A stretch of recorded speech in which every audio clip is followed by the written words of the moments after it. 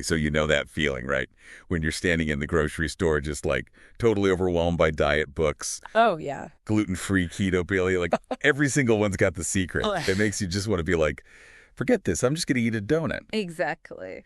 But we are diving into something that you were curious about, and it's a diet that people are talking about. It's called the proper human diet. PhD. DHD, there we go. Oh, yeah. So before we get into all the details, here's the basic question. What if the best way to be healthy isn't about some new superfood? What if it's about eating like our ancestors did like thousands of years ago? Well, and that's what's so fascinating about this concept, right? That the PhD was created by Dr. Ken Berry, and it basically says that all this modern stuff we're eating, all this processed food, the sugars, it's not really what we were, I guess, designed to be eating. So we're ditching the drive-through and like embracing our inner caveman. Yeah, in a way. Think about like steak. What if steak wasn't your cheat meal? What if it was like the foundation of what you ate? Okay, but hold on. We've been told for years and years, fat is bad. Fat is the enemy. So what's the deal with this whole embracing the fat thing, especially when everybody's telling you to eat lean meat? Okay, so we have to understand how this diet actually works. It's actually kind of similar to the keto diet in a way because it's trying to get your body into this metabolic state called ketosis. Ketosis. I feel like that's like the buzzword, but I don't really know what it means. So basically, our body normally uses carbs as energy, right? Right. But when you cut way back on carbs like the PhD wants you to, your body has to figure out, okay, how am I going to get energy? So it goes into its reserves and starts burning stored fat for energy, and that process is ketosis. So instead of running on carbs, we're running on fat. And PhD claims that's a good thing. Yeah.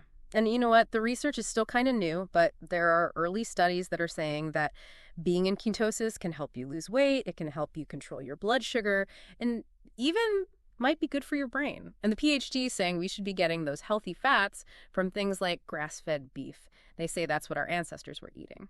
Okay, so ditching the processed foods, embracing the fat, loading up on the meat. But I'm guessing it can't just be an all-you-can-eat steak buffet, right? There's got to be more to it.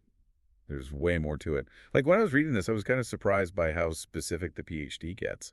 Oh, yeah. It's not just any old burger. It's about nutrient density, like really getting the most nutrition out of what you're eating.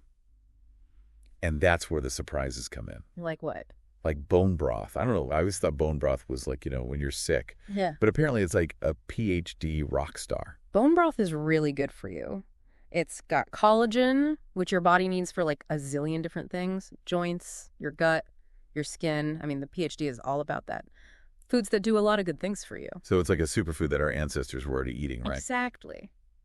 And another one that I was surprised by, full-fat cheese. Yeah. Which is good news because I do love my cheese. Of course. Now, with dairy, it's not that you can never have it, but it's got to be the right kind. Like aged cheeses, kefir, yogurt stuff our ancestors could have made back in the day. Not like those crazy milkshakes with I don't even know. Exactly. So full-fat cheddar on my grass-fed burger, yes. Oh. Sugary milkshake, no. Okay, but this is the one that I was like, what?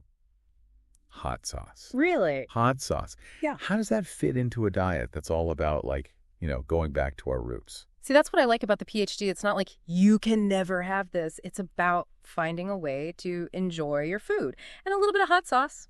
It's 0 calories. It's not processed. It just adds a little something. Okay. Yeah, that makes sense. Yeah. So we've talked about the what? The grass-fed meats, the bone broth, the hot sauce. Mm-hmm. But what about the why? Why go through all this? What's the PhD promising? Well, the people who love the PhD say it can do a lot. Yeah. It can help you manage your weight. It can help your metabolism. It can even make you think more clearly. They even say it reduces inflammation. And, there's actually research that's starting to show some of that might be true. Yeah, and there was something else I read. That when you eat more healthy fats and fewer carbs, like the PhD says, your body gets better at using insulin. Right. Insulin sensitivity. Yes. And that helps control your blood sugar. Exactly. And that's one of the big things about the PhD, right? Getting away from those refined carbs and all that sugar. It's something a lot of experts are saying we need to do for our health. Now, I also read about people using the PhD for specific conditions, like PCOS, some autoimmune diseases, even chronic fatigue. Right. And it's great that people are finding things that help them, but you got to be careful with those kinds of claims. I mean, those are really complicated conditions, right? You got to talk to your doctor. There's no magic bullet. Yeah, absolutely. Everyone's different. What works for one person might not work for someone else. So if you're thinking about making a big change to your diet, especially if you already have some health stuff going on, talk to your doctor first. 100%. Be informed. You got to take care of yourself. And speaking of taking care of yourself, one thing I did read about the PhD is that the first month can be kind of rough. Yeah. Yeah, they talk about like flu-like symptoms, crazy cravings. Yeah, that's because you're basically changing your body's whole energy system. I mean, it's used to running on carbs, and now you're like, nope, we're going with fat now. So your body's like in shock. It's like retraining your metabolism, you know? It takes time.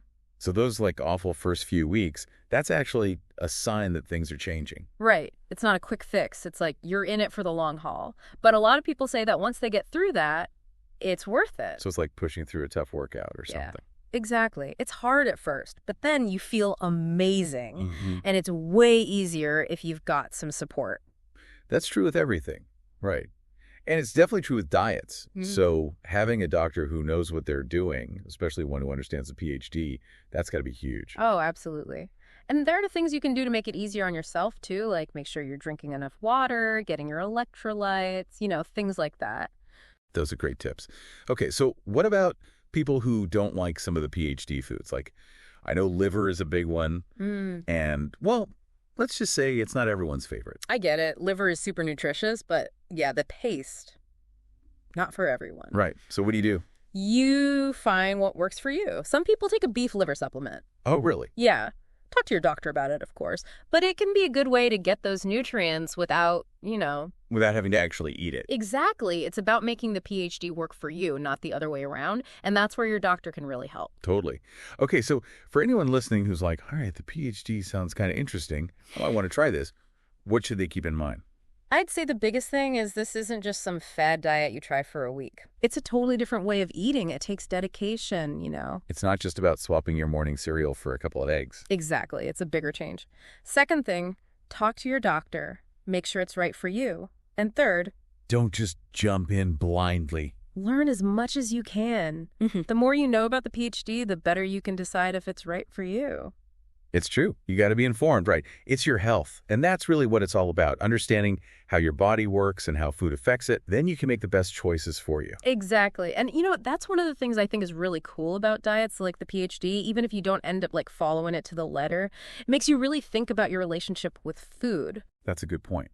It's not just about what you're eating, but why you're eating it. And the PhD really makes you think, okay, my ancestors were eating this way for a really long time. What can I learn from that? All right. Like in this world of like drive thrusts and processed food, Have we lost something? Did our ancestors know something we don't? That is a really good question. And honestly, that's something I've been thinking about a lot. It's easy to get caught up in all the rules, right? But the PhD seems different. It makes you think about food on a deeper level, like how it affects your mind and even your soul, not just your body. Food is powerful. It's not just calories, it's information.